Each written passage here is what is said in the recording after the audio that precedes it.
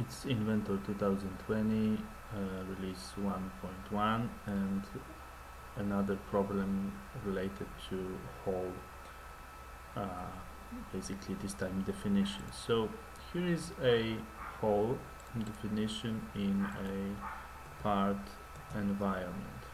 So please notice when you define a hole in a part environment, you have this, uh, let's say,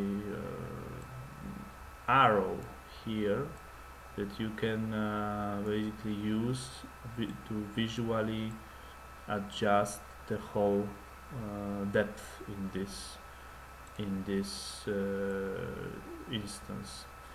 But when I try to define the same hole but in a weldment using machining,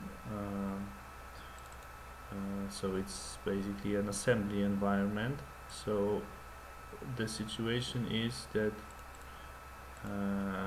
this arrow is not there at all, so it's not possible to adjust the hole depth by visually dragging the hole. Only it is possible to by entering a value, which is less convenient than in part environment when you can just drag the hole and see what the outcome.